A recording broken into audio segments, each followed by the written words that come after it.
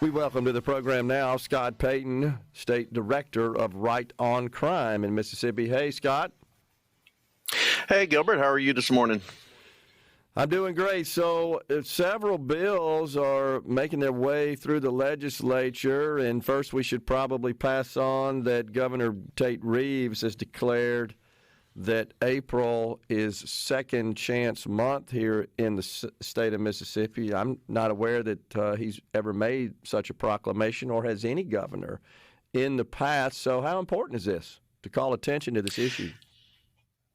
Second Chances Month is very important, Gerard. If you look at the history of Second Chance Month, it comes from Prison Fellowship to honor Chuck Colson, their founder, who passed away in April of 2012. But as Christians, we also realize April typically is the month that follows Easter. And, you know, what better describes what happened from Good Friday to Easter, the darkness that occurred, and then the hope and the joy that comes with the resurrection. So Second Chance Month corresponds also with Easter, with the resurrection. As Christians, it's that hope and joy that we find, knowing that there is something that we live for that's greater. There's hope that keeps us moving forward in our daily routine lives.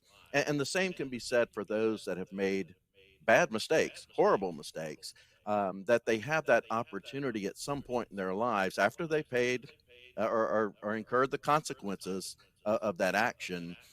There should be a time for them to be looked at again, to give that another opportunity to function in society.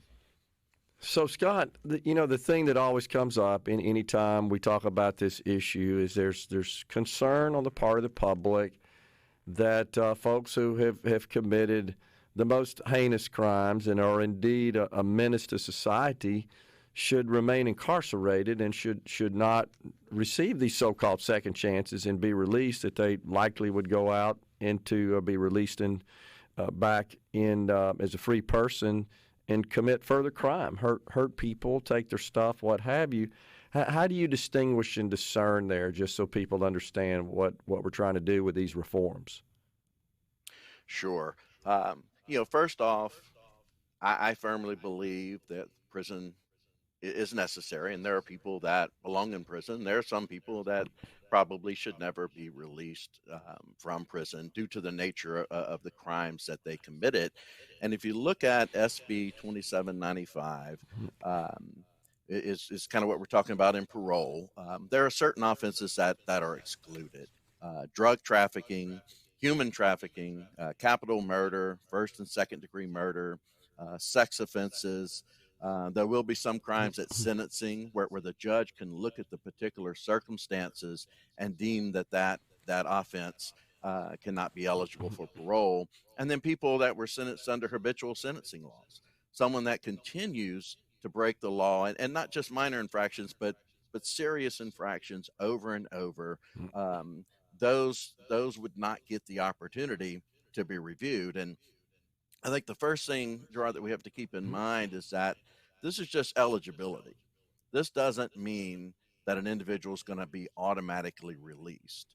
I have spoken with and met with Mr. Belk, the parole board director, on many occasions, and I guarantee you, since day one until recently, he has been working diligently to improve upon the parole process, to make sure that people are given, one, a fair hearing, but also to make sure that they've met all the criteria to even be eligible to come before his board. And after meeting with him, I am fairly certain that he does a thorough vetting process as required by the law on these individuals that come up for parole hearings before his board. So, Scott, what's a typical scenario? So talk about someone who, based on the laws in the state of Mississippi, perhaps is locked up, is incarcerated, but perhaps there are better approaches to reintegrate them into society and give them the opportunity to be productive members of our state. What's the scenario there that precludes them from being released, and really they're just kind of wilting in prison and not producing anything where they could be? Yeah, Gerard, we have, and it's not, the number of people in prison should be based on the people that are convicted and being sent over. But when we look at the statistics and the studies that show that nonviolent offenders actually the longer they spend in prison, can increase their chances of recidivism. It can make them better criminals, and increase the opportunity that they're going to come back. But those are the individuals that we can safely release back into society under the supervision of a parole officer that's going to continue working with them to address those root causes that sent them to prison in the first place.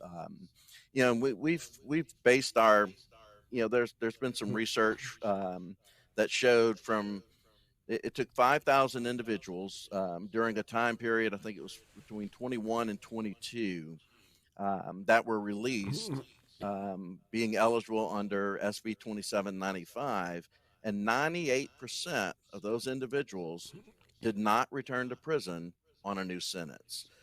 So these were individuals that were released, that went through that are still probably going through the parole process, and they have not been returned on a new conviction, which is good news, which shows that parole can work, but it requires a lot of work. It's a community effort. As you've seen, MDOC has been engaging with employers. We have a labor participation rate that's one of the lowest in the nation here in Mississippi. We also know that individuals who return back to prison, the one thing they have in common is that they were unemployed. And we're not just talking a small time job, but they need employment that's going to be able to earn a living. And those are some of the benefits, in addition to reducing the prison population, is we can help to grow Mississippi's economy by putting people to work. When you have a job, you're able to support your family. You have something to lose, and you have more of that hope and the joy to continue, because you begin to have things. You begin to become a return back to society and be a productive member. So in the state, in the general fund budget, the Department of Corrections is third behind education and Medicaid. It's a very expensive line item. We seem to have crowding in our facilities, lack of honestly proper resources there. We don't have enough people. We don't have enough money. How would this address all of those constraints? Gerard, it's a good point, because there was just a Department of Justice report back in February that highlighted some of the things you just mentioned. What parole does is, one, gives those that are eligible the incentive to behave, the incentive to participate in programs, and there's a light at the end of the tunnel where they can earn their way out. That is good for a lot of people. It's good for the safety of the individuals who are incarcerated at MDOC, but it's also great for those individuals that have to work the long shifts at MDOC. And that, the difficulties that the prison is experiencing in Mississippi isn't unique. We have shortages across the country. When someone can work at a department store and earn about the same amount of money as they can working at MDOC, it's tough.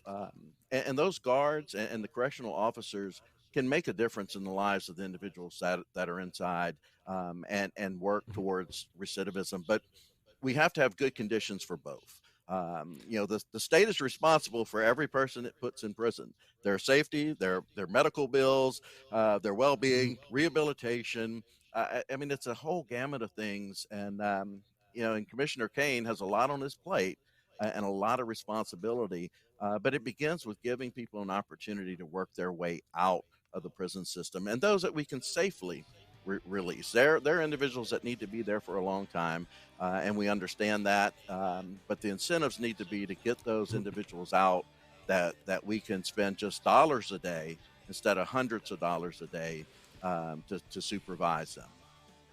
Right. Well, it's an expensive endeavor, as you know, incarcerating people, and sometimes just letting them sit in a jail cell is not really rehabilitating them and getting them ready to return to society, and locking them up permanently is obviously not an option either. It just seems like we have a one-size-fits-all approach. It's not working.